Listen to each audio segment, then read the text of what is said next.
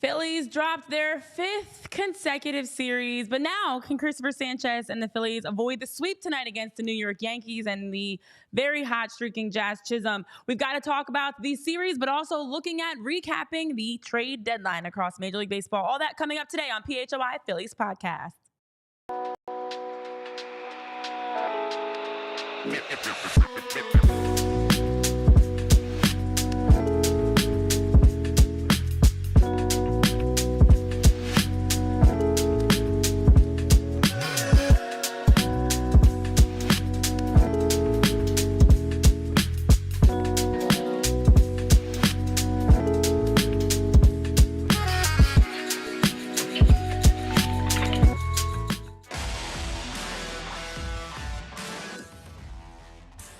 Is it time to panic yet? The Phillies dropped a 7-6 loss. It took 12 innings of a dragged-out game to the New York Yankees.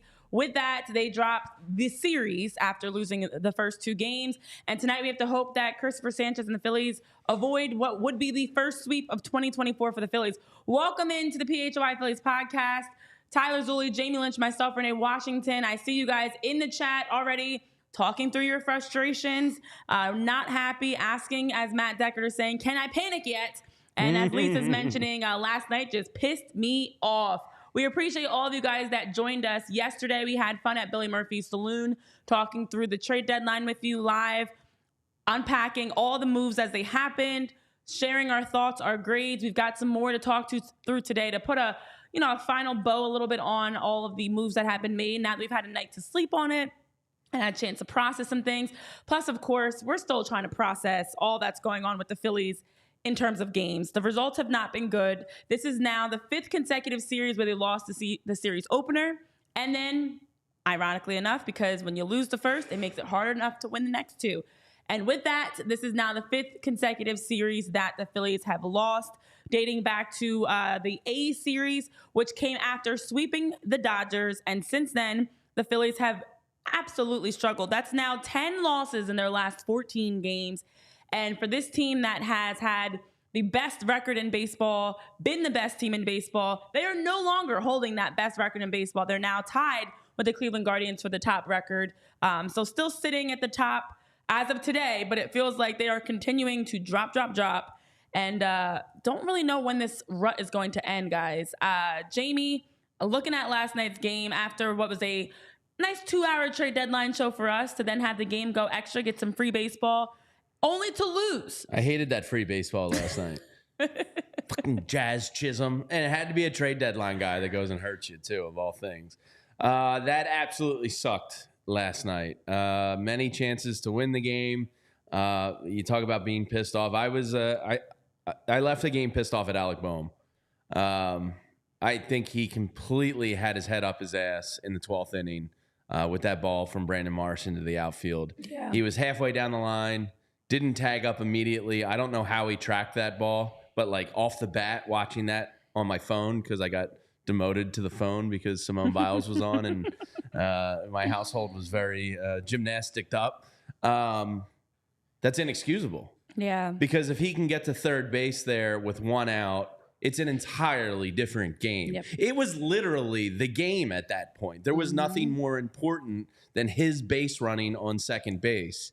And I thought that was inexcusable. Does he make it? Yeah, I think he probably does, because by the time he tracks the ball to it being caught, he's hustling back to the bag to tag up. It's nearly on the warning track, just shy of it. That's a situation where he should have gone. Rob Thompson said after the game he should have gone. That's just kind of emblematic of this skid right now. Like, yep.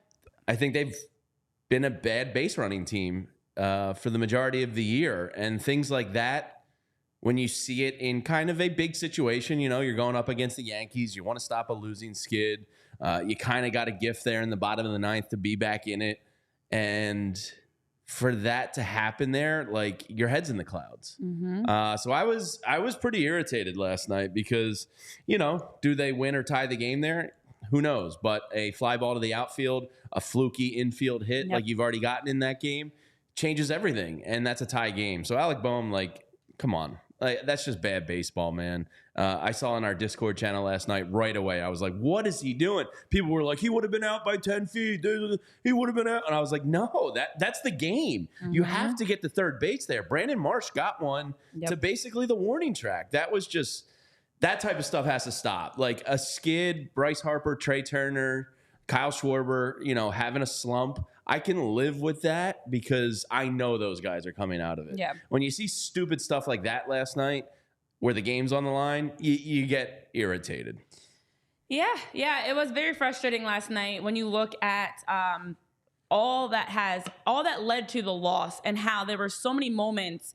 You look ninth inning on where the Phillies could have won the game. The Phillies ended up last night going 5 for 18 with runners in scoring position. But what's crazier about that is Austin Hayes, who gets his first, you gets wasted the home Austin run. Hayes game. We wasted an Austin Hayes game. He had a 4 RBI night, hits a home run. It was a great moment for him, especially because as we were even having our show and as everybody's been talking through since the trade was announced for Austin Hayes Friday, people have been saying this is Whit Merrifield all over again. People have been so pissed off about the Austin Hayes move. And then he went out yesterday against the Yankees and actually was one of the only guys that was producing on offense. Again, 4 RBIs on the night. The Phillies had 6 runs scored. And then even Johan Rojas was 1 for 1 with runners in scoring position. He got a game-tying play. He was giving good at-bats late. What the struggle was for that 5 for 18 with runners in scoring position, the team went 1 for 7. Kyle Schwarber, JT Realmuto, Bryce Harper, and Alec Boehm combined to go 1 for 7 on the night. And when you think about when some of those happened, especially Bryce Harper, there were moments bases loaded. There were moments tied game, real quick, ninth inning. I saw people giving him a little bit of guff. I saw a video of him kind of, I don't want to say dogging it out of the box because it wasn't like the old Jimmy Rollins dogging it, but it was a for Bryce. Yeah, on that swing in the bottom of the ninth there with the bases loaded. Because it ended up being a funky, 1-4-3 or 3-4-1 out. I saw some people kind of giving him some shit online. And I was like, I don't think he would have been safe. And it wasn't really that much of a dog. But people kind of, that's the point where Phillies fans are. Like, I know. You're getting irritated with Bryce's little, well, I felt like, and I know you guys are talking about the frustrations of Bryce Harper. I do feel like Bryce had moments, 2 moments yesterday to win the game. But I felt like that he was trying too hard to hit a home run. And it just felt, and listen, I also think for Bryce Harper, he's stepping up in that moment knowing I got to win the game for the team instead of just going up there and just getting a good at-bat. And maybe even overthinking things a little bit. And I know we talk about the slump. The big slump has been 1 through 3, you look at yesterday in terms of hitting, Kyle Schwarber, Bryce Harper, and Trey Turner continue to struggle with getting hits. 1 hit for Trey Turner on the day. Kyle Schwarber went 0 for 3. Bryce went 0 for 5. Trey Turner was 1 for 6. You look at even how the series has gone, and for the team that have 0 hits between the 4th inning and the 9th inning, that has been the MO of the Phillies right now, where they have struggled down the stretch to get hits. I think they're batting like a .1. I have it written down somewhere, but they're batting like a .195 or something ridiculous from the 5th inning on of games. It's been really bad production down the stretch, and it's because in those moments, like we saw with Bryce Harper last night, who was 0 for 2 with runners in scoring position with a chance to win the game, they're like in their own heads. And we know baseball is such a mental sport. And it did feel like when I was watching Bryce's approach at the plate, Bryson's approach, Alec's approach, the base running, it's like trying too much to be the hero. Just make the play and keep the inning alive. And I think that's what Austin Hayes and Johan Rojas did. Like, Johan had that blooper. It wasn't a great hit. Austin Hayes had a single. Wasn't a great hit, but it kept the inning alive. It kept you moving guys around the base path. And it feels to me like too many players right now are trying too hard to just, I got to win the game. No, just keep the game going. You have an opportunity. You are batting second, which means you already know what the Yankees did. They're done. Now just go out and win the game. It's a half inning to win the game versus like having to make this highlight play. It could be ugly. Whatever the walk-off is can be ugly. But last night felt like they weren't disciplined enough, overly aggressive, trying too hard, and then just playing outside of themselves instead of just letting the game come to them. They actually did enough to stick around, even with Jazz Chisholm smashing 4 home runs in 24 hours and being the first First player ever in their first 3 games of the Yankees to have 4 home runs, second straight game of back-to-back, 2-run homers, 2 homers in 1 game. Listen, Jazz Chisholm, fantastic for him. The Phillies still could have won the game. Even with all that went wrong, you had a chance with Clay Holmes on the mound, who has the most blown saves across Major League Baseball. You had a chance, bottom of the 9th, Clay Holmes, who's notoriously giving teams wins. I don't even know why the Yankees keep going to him, but they do. And you still couldn't close out. Then you still had chances.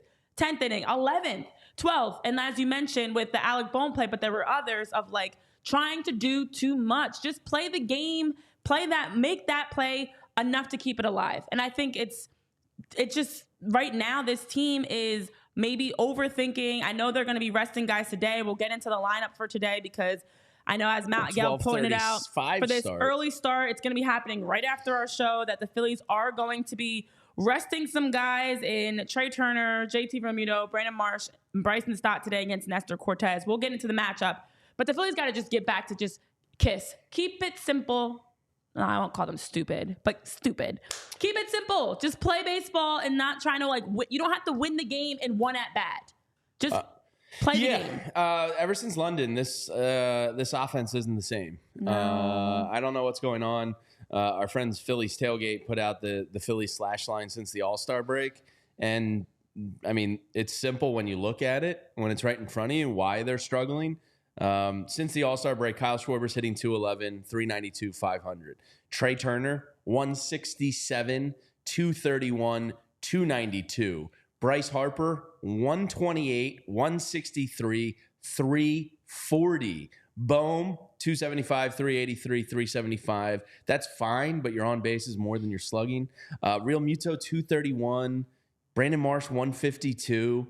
Castellanos and Stott are actually your best average hitters since the All-Star break. And then you have Hayes in a small sample size batting 250. So pretty much the offense is just shut down. The reason I'm not panicked too much, and I'm not going to tell anybody they can't panic, to Matt Deckard in the chat and to our buddy Mickey Durkin in the chat. Mickey said, "Here comes my Ajita again." Stress away. Like, I get it. This is troublesome baseball right now. But the reason I'm not panicked about it is because there's 100% belief in me that Kyle Schwarber, Trey Turner, Bryce Harper, JT Realmuto, they're going to come out of this. Like, that's just baseball. So the Phillies' biggest issue right now, I'd be more concerned if the bullpen was way worse. I'd be more concerned if starting pitching was on another planet right now. I'm not concerned about these guys getting out of their funk. I think that's 100% going to happen. The question is it a losing streak like the Yankees just had that can last upwards of 30 games? Or is this one where you can change it now? And maybe a road trip to Seattle is good for this team right now. Yeah. I don't know what's going on. It sucks. But the biggest critique of the team, Bryce Harper said it himself Saturday night, the stars on this team need to step up and be the stars. And that's their biggest issue. But I fully believe these guys are going to come out of it in the very near future. I hope so. And listen, that's something that we've been talking a lot about, and just being very realistic with the team and where they are right now. That's what you get when you join us here. Welcome into the PHLY Phillies show, where as we're presented by Bet365, you can download the Bet365 app and use code PHLY365 when you sign up. And find out why it's never ordinary at Bet365, and it's never ordinary here at PHLY Phillies Podcast, because we're keeping it honest. So honest that somebody on Twitter was commenting on me wearing an Arsenal shirt, saying big match in town tonight. I am cursing the team apparently for wearing an Arsenal shirt. It is Arsenal versus Liverpool tonight, so not only are we talking Phillies, but tonight at 7:30 p.m. kickoff, and actually they'll be starting much earlier with the tailgating, all the excitement. It started days ago. For Liverpool Arsenal happening right here in our backyard at the Link. Have you been to soccer games at the Link? I actually have not. Oh, no? It's pretty good. I gotta say. I have not. It's pretty quality. The sight lines are really good. And it's great because you get a bigger stadium to be able to house more people. Yeah. The vibes are high. I've been there. I mean, I've been around it for tailgates and stuff, but never actually seen the games at the Link. Stadium. So exciting times elsewhere around the city right now. Not really as much in the baseball world. Yeah, well, if you're looking to maybe bet on said game down tonight at the Link, if you're heading down to a Liverpool Arsenal game or Perhaps you're doing a double dip where you're hitting the Phillies game first. You want to get a little action in the game. Well, you can use the Bet365 app because it's never ordinary, especially when you use code PHLY365 at sign up.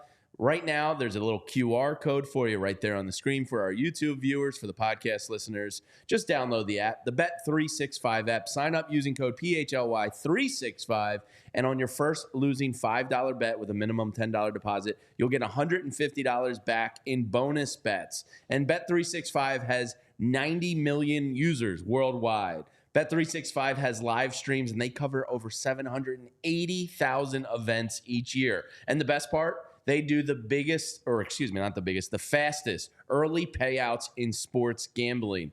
There's early payout offers across NBA, NFL, NHL, and of course, Major League Baseball. Meaning if the Phillies say went up 5 runs or 6 runs or whatever the offer is, you can get paid out as soon as that happened. Final results notwithstanding. So Bet365 pioneered live in-game betting. So today on Bet365, they have the widest range of games and markets available for betting across 78 different sports. New customers can get that $150 when you bet just $5. So download Bet365, the app, or you can head to the website like the boomer I am. Use code PHLY365 when you sign up and check out our boosts and see why it's never ordinary at Bet365. Must be 21 or older and located in Pennsylvania. If you or someone you know has a gambling problem and wants help, call or text 1-800-GAMBLER.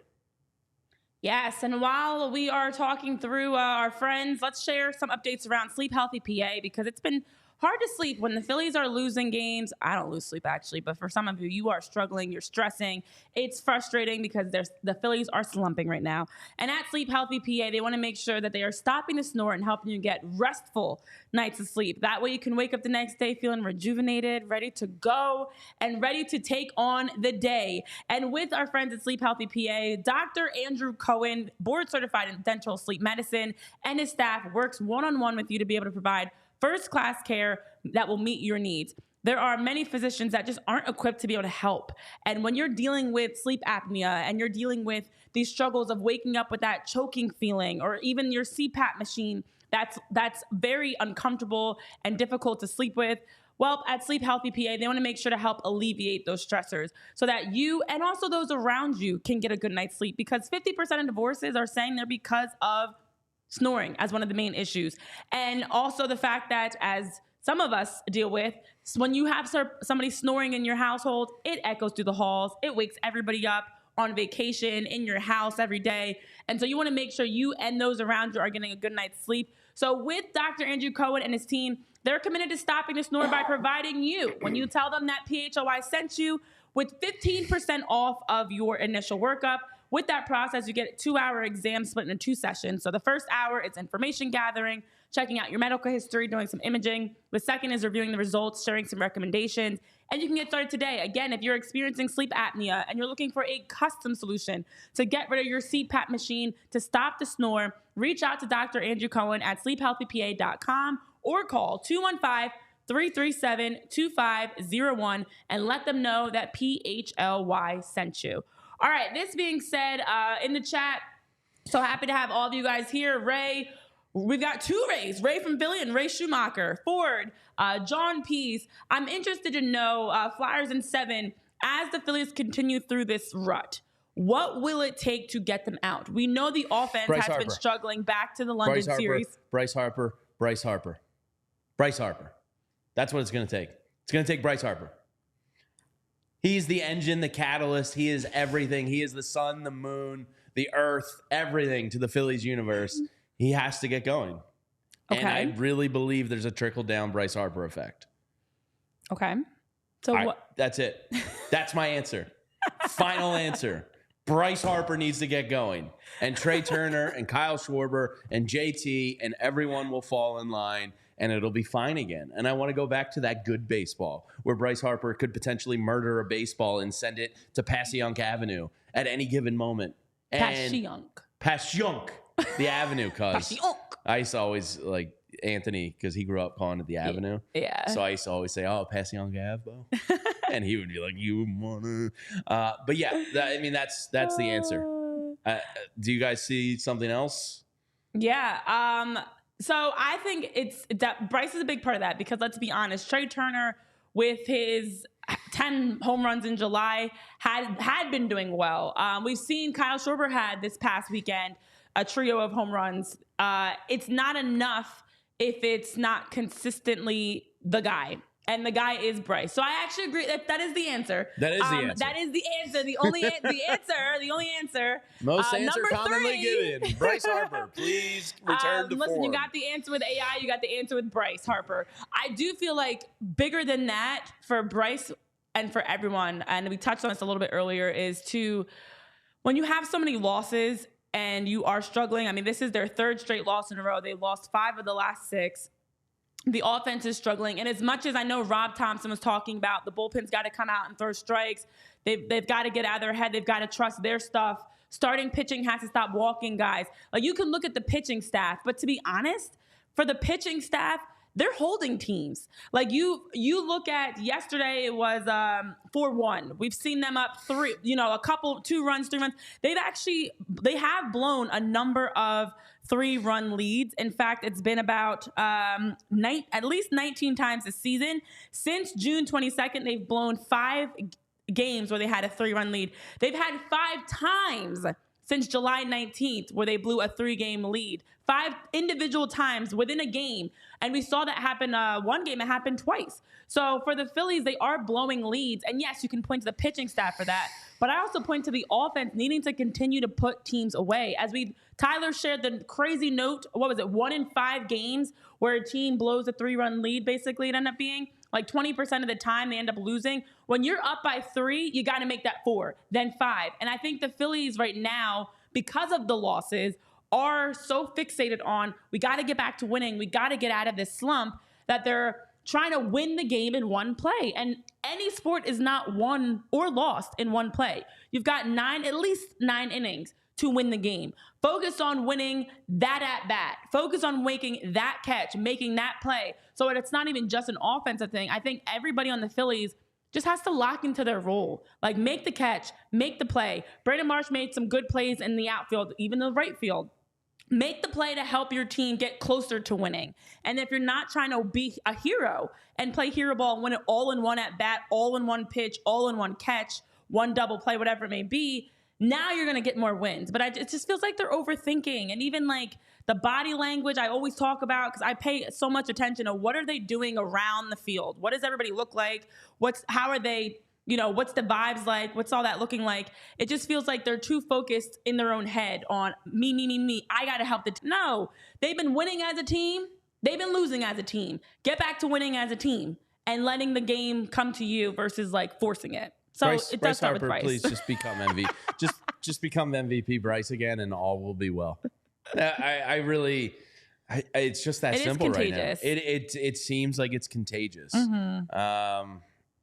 He's your biggest, baddest dude, and he's got to be that, and he knows it. I mean, he told you after the game this weekend. This team's been funky since London. So can we just blame MLB for international scheduling and sending this season off a cliff? That's fine with me. You want to blame Rob Manfred for sending him across the Atlantic Ocean? That works because it's been off since then. The offense is just, it's been weird. Whit Merrifield, their record since they got rid of him. I mean, was Whit Merrifield the Phillies MVP? A lot of people are saying that, Yeah. It's weird, and it's going to take your best players to pull you out of it. And it starts with Trey Turner and Bryce Harper. Definitely. And Trey did have an oddly good power month, but like the rest of the month. He did.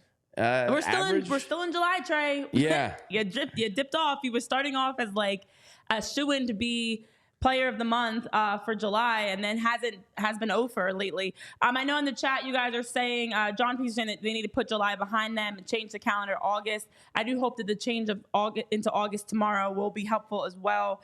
You guys are talking to the pitching. Yes, the pitching. And the other thing is, which is worse right now, the pitching slump or the offense? Because the pitching. Huh? I think the batting's worse. Okay. I feel like you can win games as a shootout. Because Ranger was hurt. As a home run derby where you're outscoring the opponent and ends up being like a 14-11 game. But no matter how great your pitching is, it's very difficult to win if you're not getting hits, if you don't have the run support. And so the pitching has been carrying this team, which is partly why the pitching right now has hit a wall, because we remember in the very early months of, April, end of March, April, even May, when it wasn't the offense that was helping this team win, it was the pitching. It was them being able to have complete game shutouts, having the best 4 guys with the best ERA across the NL, across Major League Baseball. And they needed the offense to get going. The offense did start getting going around June Schwarber, around the start of, or around Memorial Day weekend even. But since then, both have struggled. We haven't seen that this season. Yeah, it's usually one the or the other rotation had that come carries. back to earth reality. Right. They were pitching at such an absurd rate. Maybe that's why I'm not as offended by their drop off, because they went from a freakish 4 starters amongst the top 5 or 6 ERA in the National League to now probably being a little more realistic. Zach Wheeler looks like he's coming back into shape. Ranger, I think his kind of weirdness over those last 4 or 5 starts, you kind of look at the IL stint now as like, all right, at least you can justify why he might have slipped off. Cristopher Sanchez, I think, has been tremendous. And then Tyler Phillips is now the team's stopper, so that's pretty cool. And then they always play well when he's pitching. Yeah, and Aaron Nola is just like kind of what you expect from Nola. Goes out there great some games. Yeah. Other games either does or doesn't get the run support. When he struggles, he's kind of been classic Nola, where sometimes he looks great and then sometimes he doesn't. So I think I'm more offended by the batting slump, because this offense just feels kind of, I don't know, off and rotten a little bit. They definitely are. And it's a good point. The pitching staff has come back to earth. We did not expect Ranger, for example, to pitch at the level he was the entire season. It's extremely unrealistic. And it also was just difficult to do because they were pitching at such numbers that it was the best that we've seen for many things in the modern era. Yeah. They were putting out these historic numbers and ERA and stats that they were eclipsing and records breaking. And I know in the chat, as Flyers is evident saying, what if the team gets an ovation? Do they need the fans to rally around them? Randy's dropping all the stats about the Phillies OPS by month, the average by month, the ERA, and how everything has slowly gotten worse, basically, to sum it all up. Our pets' heads are falling off. 23 games with a 5.21 ERA, as Randy's saying, that is your slump. Frank and Ray Schumacher are agreeing with me. Thank you. I appreciate that. And then also, as you guys we've got a Dodgers. Well, that's the worst part of the trade deadline. And, however you grade it, and we'll get into some of that stuff around baseball. Jeez. The worst part of the trade deadline is that the Dodgers got better. Got a lot better. And, they have Yamamoto and Walker Buehler, somewhat close to returning. And then you throw, Jack Flaherty on top of it with Tyler Glasnow. And all of a sudden you looked at the Phillies rotation as surefire best in the NL. And now you look at a rotation of Glasnow, Flaherty, TBD what Yamamoto looks like when he comes back. But if he's anywhere near what he was before the injury, and then if Walker Buehler can regain a little bit of form and looks healthy, in the 4 or 5s, that all of a sudden looks like a terrifying rotation to get through in a playoff series. And then Mookie Betts is coming back probably mid-August. Yeah. For the sake of someone's fantasy team, they might be okay with that. But so they're getting a lot better. Kershaw is back also.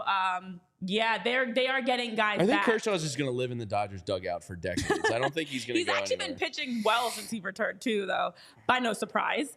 But they are getting guys back from injury. That's a scary Plus, rotation. they have picked up some new pieces, of course, Jack Flaherty being one of them. It is a very scary rotation, and it does make you nervous looking ahead. We are going to get into some of the wrap-up around the trade deadline and grading it and giving our final thoughts on it. But just the last thing I want to say about last night is you had a great opportunity, I felt like, for the Phillies coming out of the trade deadline, as there was such a wide fluctuation and range of people's responses to the trade deadline. Had the Phillies gone out yesterday and got a nice win on a beautiful, beautiful Tuesday night. On Austin Hayes Day, when he has a 4 RBI night and a home run, then we absolutely would have a different feeling coming in today. Now, granted, the last 4 series, they've won game 2. They've lost game 1 and 3 for the most part.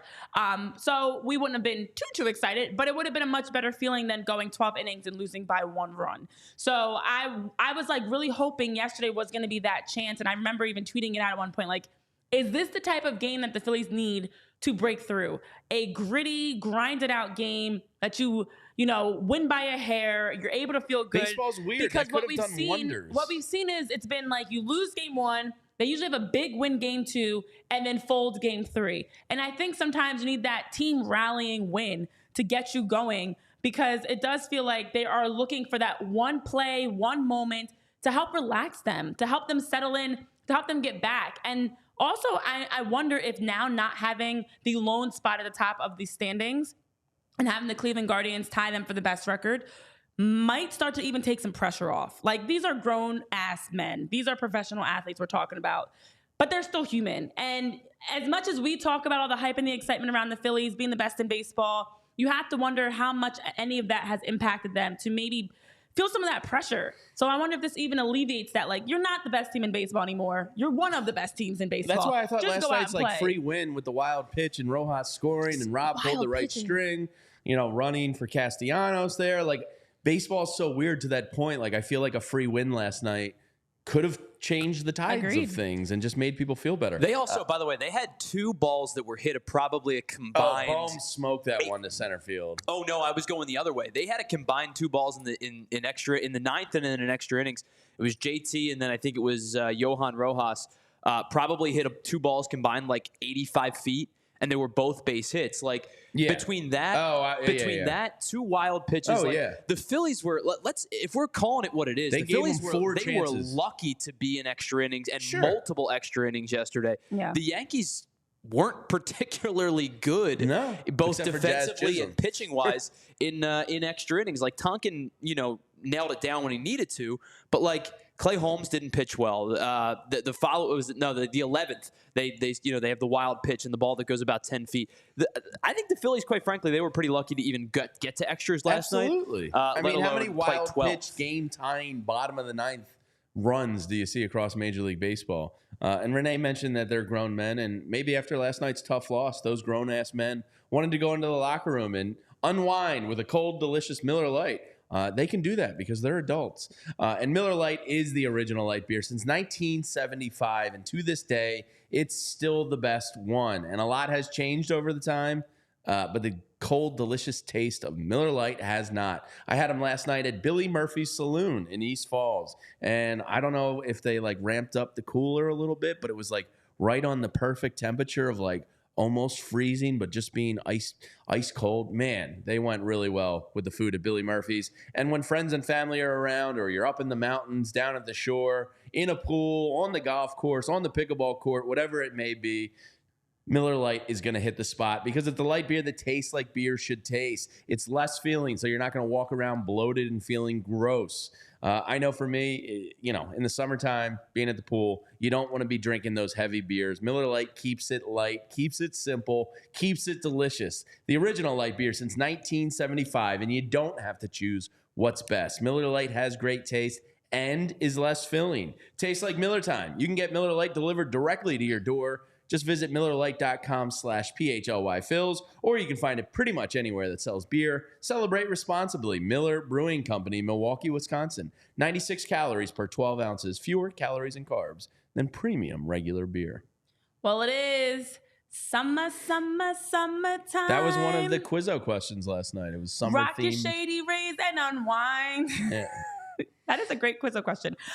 It is summertime. It is a lot going on right now. But you want to make sure as you're getting out and about to enjoy the season ahead, you are rocking some great eyewear while you do it. It also helps you block out the haters. I know you guys talk about me in my Arsenal jersey. Fun fact, this was a gift. I'm not an Arsenal or Liverpool fan, but I wanted to rock some merch because I am a soccer fan and love the fact that we're getting that game today. You can rock some great eyewear as well as when you're going out to any game, any cookouts, anytime you're at the beach, maybe you're going hiking, biking, whatever you've got going on. With Shady Rays, as an independent sunglasses company, they offer a world-class product rated 5 stars by over 300,000 people. Their shades have these durable, sleek frames, crystal clear optics, and they are the perfect choice for all of your adventures outside. We're outside this summer, guys, and when you are outside, you have hundreds of options to choose from with Shady Rays, so you're going to find a pair that matches you. I picked this pair. It does go well with the Arsenal kit.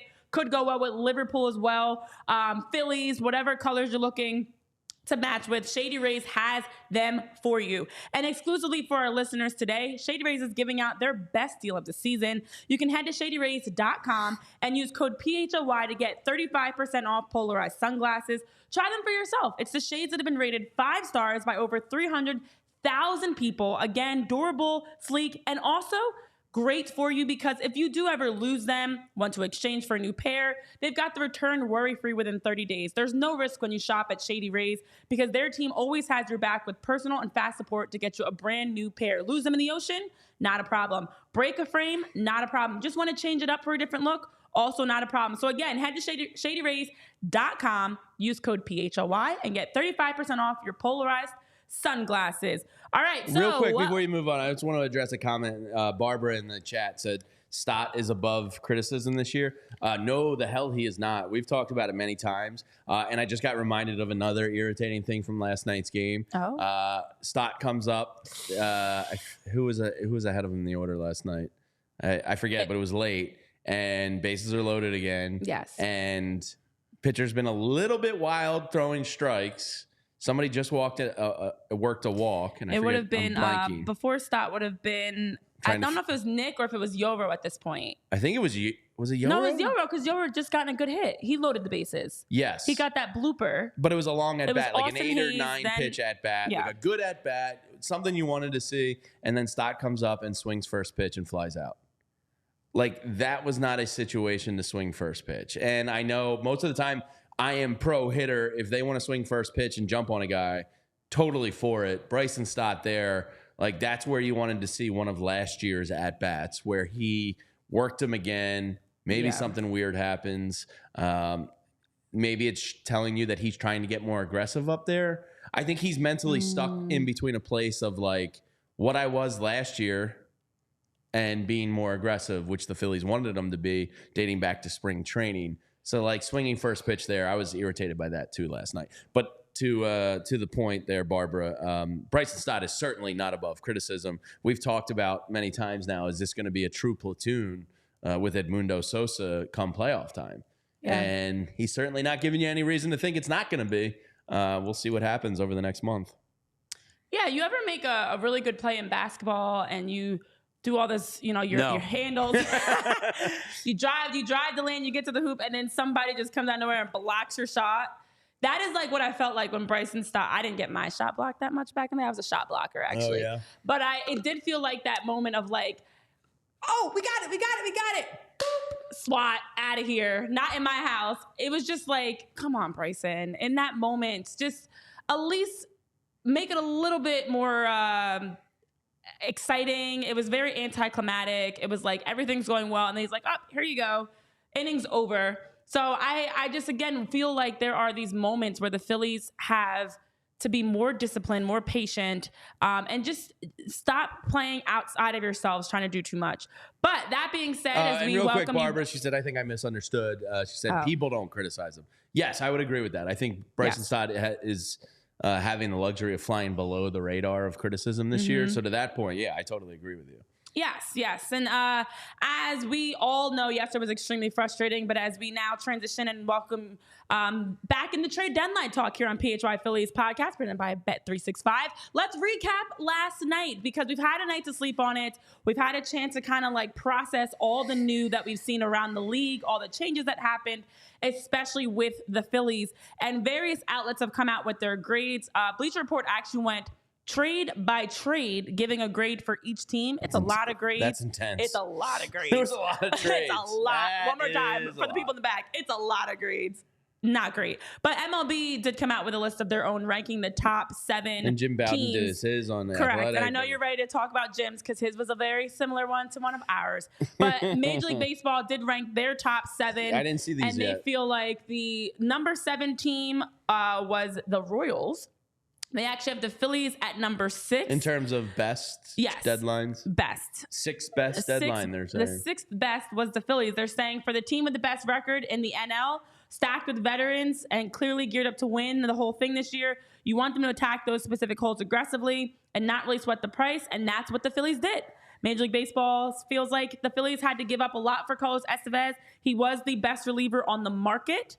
and they did what they had to do to get him, and that Tanner Banks is a handy reliever as well. Austin Hayes will help more than what he would have done with the Orioles. And no, these moves are not earth-shattering, but the Phillies don't need earth-shattering. They need players who will help them in the postseason. So the Phillies are sitting at number 6. Number 5, our trade mates, the Orioles. And Dominguez Gregory actually. Soto really catapulted them in. Yeah. Trevor Rogers has been all right, like his last 6 starts, but I don't know. That doesn't really move the needle much. I know. I guess it's better than what they had. Yeah, because they had nothing. And that's how we graded the Phillies. You know, like Austin Hayes was better than what they had. So bingo. And then they have the Mets at number 4, the Mariners at number 3, the Los Angeles Dodgers at number 2, and they actually have the Cardinals at number 1. Padres aren't in the top 7. No. Huh? But I guess because maybe they feel like... Where do they have the Padres ranked? They only have top 7. They only have the top 7? There was no continuation past 7. Yeah. But they have... I was actually pretty surprised by this list that they dropped. Who's the contributing writers to it? That's what it was Will Leitch who put this piece out. And just kind of analyzing and accounting for, what teams did what. They feel like the Cardinals, with a negative run differential, they lost a couple series in a row, that they were able, with glaring holes, to really... It was more about who found pieces that were the best fit. I think the Padres, to be honest, if you're looking at best fit, they just went out and got guys. A lot of guys at that. I don't know. The Padres, with all the injuries and just where they are this season, who knows if that translates. But yeah, one of the things after doing some more reading last night and this morning about the trade deadline that was interesting was none of baseball's top 100 prospects got moved.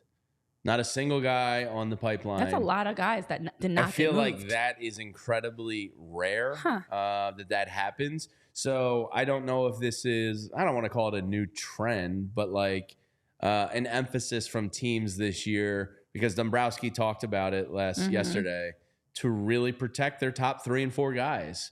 And in Jim Salisbury's piece on the website, he named 4 guys and said, these are the guys we're very happy to protect and basically that we want to see develop and see out. So that seemed to be the common theme across the league, was nobody was really trading their top pieces. So that was interesting. I'd have to go back and look, but I don't think there's many trade deadlines where top 100 pieces aren't moved. Even a Jack Flaherty, he's the Dodgers. What was it, number 3? We said, Tyler.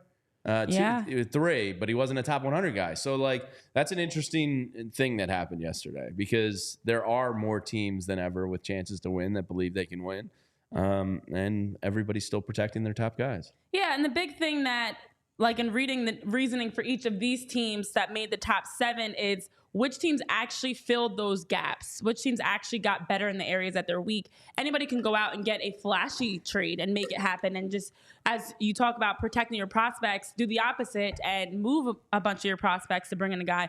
But also with the way that the market was, to be honest, and I know we talked about this yesterday on our show a little bit, in terms of outfielders, weren't really as many options as there were for bullpen arms, and mostly just bullpen arms, to be honest. The market had a number of bullpen arms available, and you look at a guy like Carlos Estevez, a Tanner Scott, there were some really good relievers out there. And so would you give up a prospect for a reliever? I don't know. You're not talking about an everyday, an outfielder or a positional player. You're talking about moving a top prospect for a reliever. So I actually think it does make sense to me, as teams, much like the Phillies did with the later move for Gregory Soto, we're planning for the now, but also planning for the future. That's a great And you move. Don't want to give up too much to get one. You're going to give up 2, 3 prospects to get one guy. I actually agree with that. But I do feel like, to your point, Jamie, it is surprising that so many prospects got protected. Yeah, and you gave up what was perceived as a lot for Estevez on Saturday, and then you go out and replace those pitchers, one being a top 10 prospect in the Orioles system. You replace Aldegari and Clausen kind of internally within your own system, and 1 or 2 that can help you. Well, at least 1, not 2, because then one's just at high A. But the 1 can potentially help you this year. So Aldegari and Clausen weren't going to help you for at least another year, maybe 2, depending on how they develop. But this guy now replenishes the loss of them that you used to get Estevez, and can potentially help the big league club as soon as now. Right. So I think that Gregory Soto move is why I graded him highly, because like that's just a really smart move. You replenished what you traded to get a sure thing, and then you're gambling on a prospect, quad A type of kid right now that could potentially help you now and replenishes what you lost. So I think they attacked it really smart. Would a Lane Thomas, a Jazz Chisholm, or Jorge Soler have been better than Austin Hayes? I mean, probably, yeah, but you're probably not getting any of those guys without dipping into your prospect pool. Mm-hmm. So I think when you look at what they did and the needs they had, I think they addressed it in a really smart way. So that's why I gave them the A- yesterday. I know, where were you, a B? And then John and Tyler were C+. Yeah. I got, a little bit of Sunshine Mary moniker thrown at me, but I do think they were just smart moves, and you didn't lose any of your top guys, so that's encouraging. Estevez looked great last night. I think he is really going to solidify this bullpen in a major, major way. So, all in all, I'm pretty happy. Would I have liked to have seen a better bat than Hayes? Sure, but I think everything else makes a lot of sense. Yeah, and I know as we talk about needing offense, you look at, again, Austin Hayes last night, a 4 RBI night off of 2 hits, was the best offensive piece for the Phillies.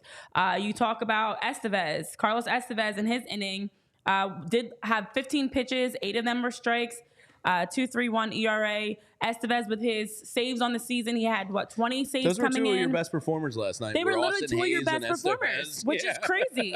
And I know Dave Dombrowski was talking about it prior to the game, sharing his thoughts on the Phillies' moves, and saying how, in terms of the reasoning, they felt like they've liked Tanner Banks for a while. He is a 32-year-old. They feel like he's an upgrade. The upgrades in the bullpen are Tanner Banks and Carlos Estevez for Sir Anthony Dominguez and Gregory Soto. And he's felt like he's saying how they pushed for him. They like his stuff. He's been really effective versus left-handers this season.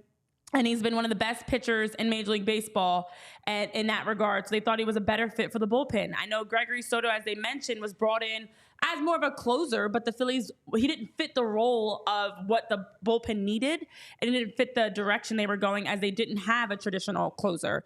And so they felt like Banks is someone that could give multiple innings out of the bullpen. They don't plan to use him as a starter, but he can be a starter. He also has, the numbers back him up, and that he just has a presence that could be crucial in the playoffs, which is huge. As you're talking about planning for the future, they specifically mentioned he would be helpful against guys in the playoffs, like the Dodgers and Shohei Ohtani. So Dave was mentioning how Banks, who's one of those quieter moves, maybe not flashy, doesn't jump off the page he doesn't need to be someone that's going to come in as a closer or anything, but it's going to be able to be a strategic piece that will help with the matchups out of the bullpen. Yeah. I mean, it's what he brings is damn exciting. Yeah. So, I know it may not send ripples around baseball, that trade, but I think what it does for this bullpen now is Jose, you need an insurance policy there. Yes. The way he's been trending. Jeff Hoffman's tremendous. I mean, that dude last night, he was great last night. Strom obviously gets hit a little bit. He's hit the skids in the recent future, unfortunately. But I have faith he's going to stabilize and figure it out by the time the playoffs come around. I mean, this bullpen, Orion, again, for the most part, pretty good last night. This bullpen should be nasty come playoff time. Yeah. So I think that's the biggest positive from the deadline. Yeah, and like Dave was mentioning, they feel good about the moves that were made. They like the club. They set out with the goal, as Dave was saying, to try to get a right-handed bat, which was Austin Hayes. They wanted to get another back-end type guy, which is Estevez. They really like him. They know that he is someone that can close out games or pitch in high-leverage situations like we saw last night. And then getting Tanner Banks, an arm like that, they said overall just really happy with what they did. No, the Phillies haven't played well, but it's going to straighten out. And so when you look at that mixture of Estevez and Banks adding into the bullpen of already a great Jeff Hoffman right now, Matt Strom's been a little more up and down as of late, but that's a guy that had 26 straight scoreless showings. So a slight dip for him also in regression is not a bad one. Jose has been the biggest concern. And then Orion Kirkring, this is now your bullpen. It's not flashy, it's not exciting, but I think realistically, and the Phillies talked about wanting to protect their prospects, having such a strong farm system that they didn't want to lose any of those guys. But they wanted to also add someone like Seth Johnson, who had Tommy John surgery, was a top guy coming into the 2019 draft. But after that surgery has, taken some time to bounce back. And they think he's got a lot of good stuff, throwing in the mid-90s, a good solid pitcher, and a good pitcher for the future. So overall, you did give an A-. Your buddy, Jim Bowden. Yeah, he gave him an A-. With you. Me and Jim Bowden basically lockstep. He said key takeaways. This is from a story, and then we'll give the grades for the NL East. He said key takeaways, and he might be buddies with Dave Dombrowski. Like, I don't know. You know what I mean? He might be just he could be looking through the prism of he maybe be the mouthpiece for Dave Dombrowski. And here's what may lend to that opening line. Future Hall of Fame executive Dave Dombrowski crushed yet another trade deadline, acquiring exactly what his team needed: a high-leverage right-handed reliever in Estevez for the back of their bullpen, and a right-handed hitting outfielder in Austin Hayes, who rakes against left-handed pitches, averages 16 home runs on the year when playing regularly. They might not be the sexiest names, but they're what the Phillies needed. Dombrowski also added an interesting pitching prospect, Seth Johnson, in a deal with Baltimore after parting with two good ones in the Estevez trade, A-. So I think you have to judge trade deadlines through the prism of, what you gave up in, comparison. And Estevez, after you saw what the Padres did and what Tanner Scott went for, like, people were giving up bounties. So all of a sudden that looks better. Austin Hayes, you didn't dip into the prospect. That's a really impressive thing. You protected all your top guys. So, like, all in all, was Luis Robert Jr. Really that realistic? Probably not as much as I wanted it to be. We'll see if that gets revisited this offseason. And Jim Salisbury, if you didn't read the piece yesterday, said that they did aim very high and were pursuing Garrett Crochet from the White Sox, the K specialist. They viewed him as a bullpen piece if they were to acquire him. The White Sox, because they're a trash organization, ended up not moving probably their two best assets while moving some others. Crochet doesn't get moved. The Phillies were in on him. I don't think that's bullshit. I don't think that's like a PR spin of like, hey, we tried. I think that was when you followed the tea leaves and the smoke over the past week. Yeah. That was legit. So I think they tried for Crochet. They didn't move him. And that might have been their guy that they were willing to break the top prospect mold for a little bit. And it didn't happen. So I can't be upset about that. Same with Robert. Like, he didn't get moved. Is Jazz Chisholm a better move than Austin Hayes? Yeah, but you probably have to give up more. Is Lane Thomas a better move than Austin Hayes? Yeah, probably, but you would have had to have given up more. So I think when you grade everything through it individually, it makes a lot of sense. And I understand why Dave Dombrowski, Sam Fold, and your boy Preston feel good about what they did. Yeah, I mean, it's a lot of addition by subtraction, because as we talk about the moves that were made, most of you in the chat, and you can, this is a safe space. I know, as Barbara, K-Red, and different people are saying, in our rehab assignment that we're in right now, you can admit at one point we're like, the Phillies got to get rid of Sir Anthony Dominguez. I'm tired of Gregory Soto. Christian Pache isn't helping the Phillies. You complained about these guys, and now they are gone, and people are still finding reason to complain. And when you look at the moves, you did have the opportunity to get rid of some layers, some guys that were kind of weighing you down a little bit, that were not helping you take that next step. And then a good point as being made in the chat. Keep in mind, the Phillies could potentially face a team like the Orioles. And as Randy's saying, imagine facing the Orioles in the World Series, and they've now got Craig Kimbrell, Sir Anthony Dominguez, Gregory Soto. Yeah, to Sir Anthony, thank to you. Kimbrell. And then on the other side, when you look at the moves that were made, for instance, the Tanner Scott move, the Padres pick up Tanner Scott. They also got Brian Hoeing. And out of that, the Marlins had to give up. I mean, the Marlins received a lot of prospects. So their grade, you want it from Jim Bowden? The Marlins got an A. Well, the Marlins have stacked 20 new farm system pieces. 20. That's wild. That's a whole new team. Burn it to the ground. But that's the thing. Insane the Padres, to say when you have a 93-man top four, right? So what percentage is that? Well, hold on. So it's like MLB 17%. MLB AAA, AA, and high A is 93 players, right? I believe that's what you're allowed to carry. That's like roughly 17% of your farm system. Now, I don't know if everybody's going to report to high A or above. I assume most of them probably will. Some will probably go to low A and whatever, and that doesn't count towards that 93, I don't think. But like, think about that from a perspective of, like you said, Jamie, what'd you say, 17% or something like that? That's a lot. That's insane. A lot. I mean, in that deal with the Padres, it's Robbie Snelling, who's the Padres' number 2 prospect, Andrew Mazur, number 4, Graham Pauley, number 5, Jay Bashir's number 24. You know, there were so many prospects involved in every move that the Marlins made to be able to bolster, plan for their future. The Phillies did not have to give that much up in their moves, and they would have had to give up a lot to get a Tanner Scott, to get anybody, especially as you talk about like a Garrett Crochet or Luis Roberts. So overall, when we finalize our grades, though, as we wrap up to move forward and look ahead, still happy with our grades. I'm still sticking by my B. It does help that Austin Hayes smashed a home run yesterday, had 4 RBIs in the night. Makes me feel a lot better about the moves. But compared to the rest of the NL East, the rest of the NL, the Phillies did what they needed to. Yeah, I'm gonna hang with my A-. I feel fine about it. It's not sexy, but I think it's smart in comparison to what you gave up. The William Bergoya trade did seem expensive, but maybe it speaks to how much they like this kid. So I'm going to stick with my A-.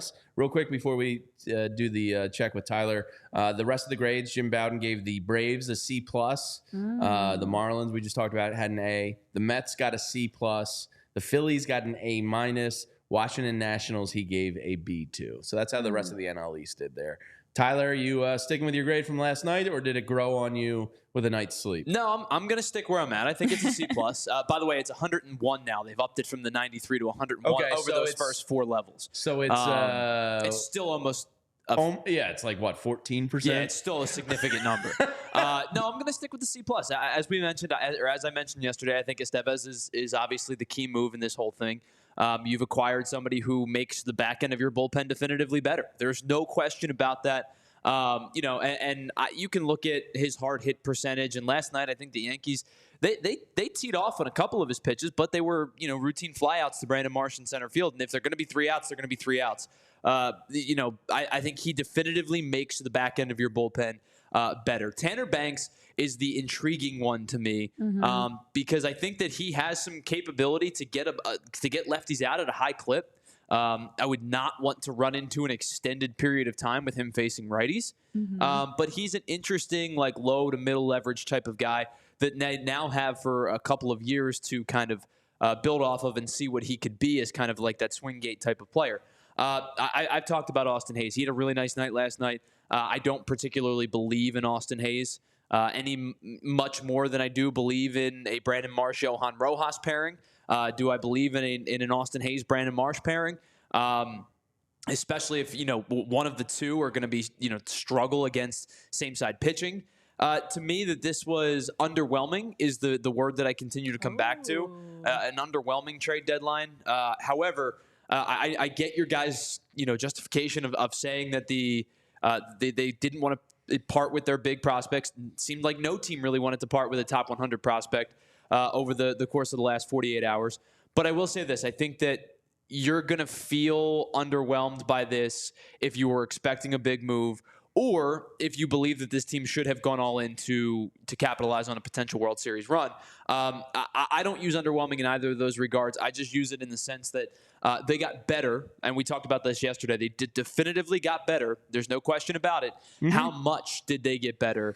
I think Estevez is significant. I think other than Estevez, it's marginal. That's a huge upgrade in your bullpen from... Don't disagree. Yeah, I think from Sir Anthony and Gregory. And I think that's what I kept going back to as my main question is, what did the Phillies prioritize at the trade deadline? And it feels like they thought the need was more in the bullpen and thought that Austin Hayes was sufficient enough.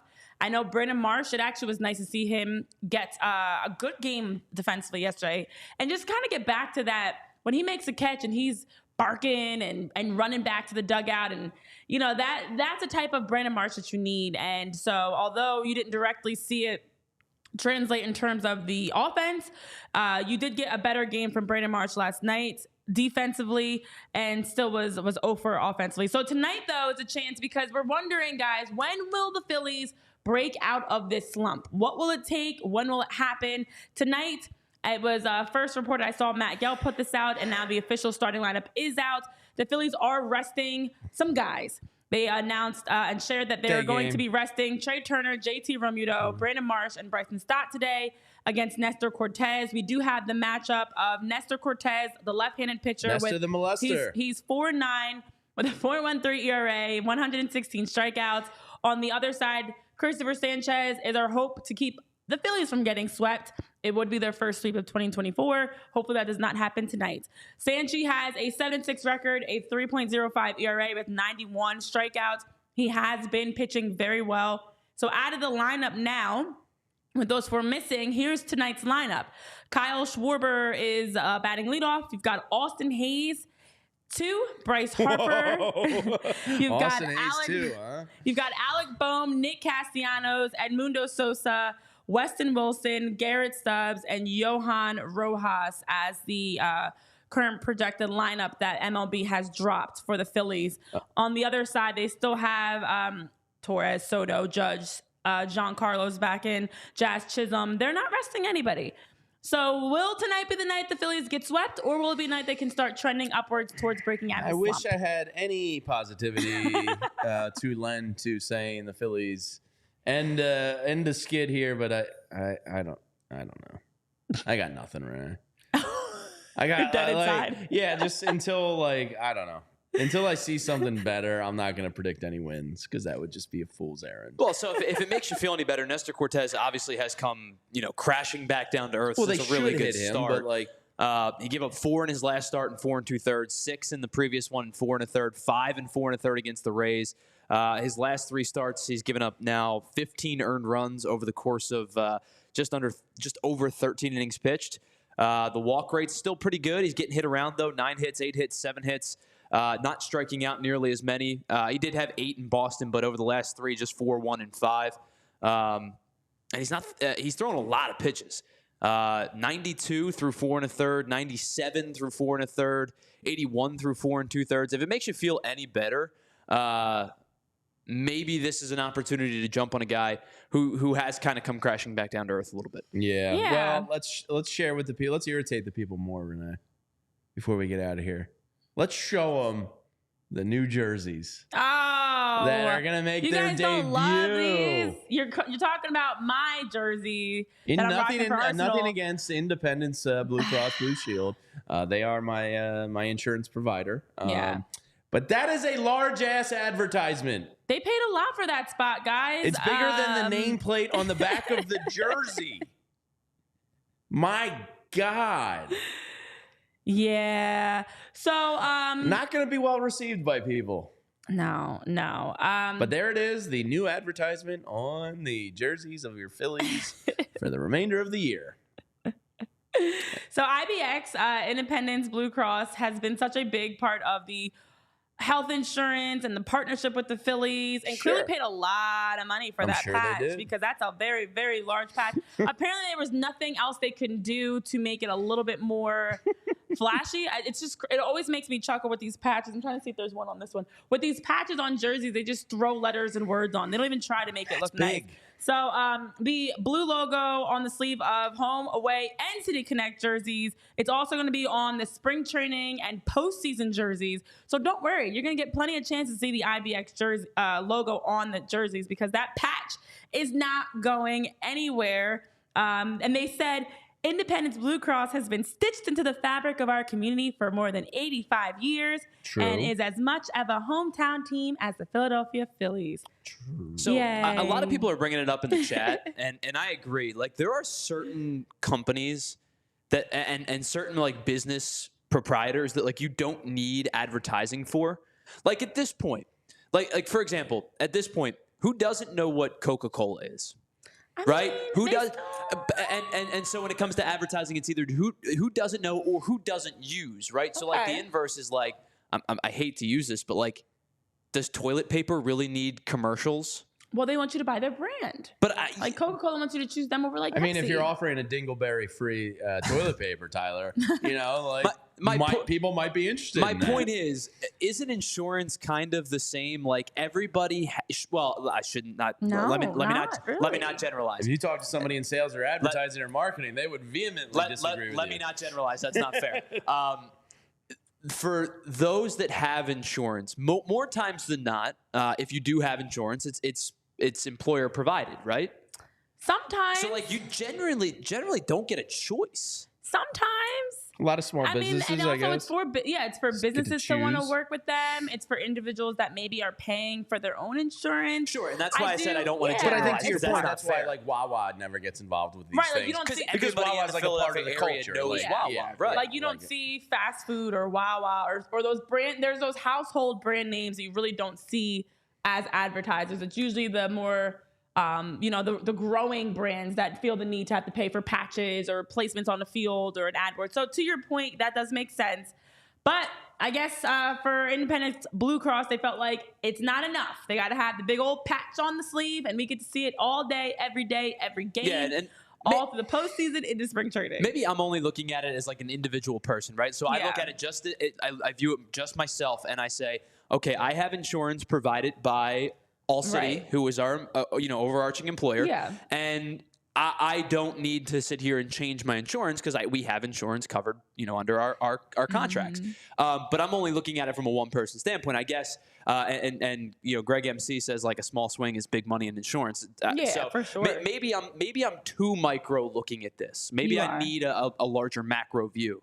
Yeah, that makes sense. To understand why an insurance company would do this. That makes total sense. And hopefully, maybe it'll be the patch guys. Maybe the patch is needed to help the Phillies start to break through. That big patch might give them a little more insurance runs to help them win games and help them do better and help them get out of this slump. There's my spin attempt, because although we may not all need the advertising of insurance or whatever other ads, the Phillies right now need all the support they can get. And if it takes a big old IBX on their sleeves to make the difference, sure. So the Phillies games today get started very shortly. We're less than a half an hour away from the start. We do not have a post-game show for this series because yesterday was our post-game show in the sense that we were 5-7. Again, thanks to those that tuned in live to our trade deadline show brought to you by Indeed and our friends over at Miller Lite and Billy Murphy's. We will be live post-game Friday. So tomorrow will be our usual 11 a.m. start. We'll be live Friday post-game, getting back to a nice late night because we are nearing a lot of some West Coast games.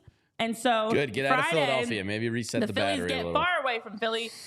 Even though Seattle's really hard to play. I know. They'll be at Seattle, which will be our post-game show then that we'll be doing with you guys. So thank you so much for tuning in to another edition of PHLY Phillies podcast presented by Bet365. Let's hope we're starting to talk some victories, scoring runs, winning games, getting back to winning streaks, getting back to being one of the best teams, being the best team in baseball, and continuing to keep that lead in the NL. For Tyler, Jamie, myself, Renee, thank you all for tuning in. Have a great rest of your Wednesday. Let's go cheer on the Phils for a nice 12:35 start. Don't get swept. Beat the Yankees. Positive vibes only. And we'll see you tomorrow, 11 a.m. Bye. We all silly like the mayor.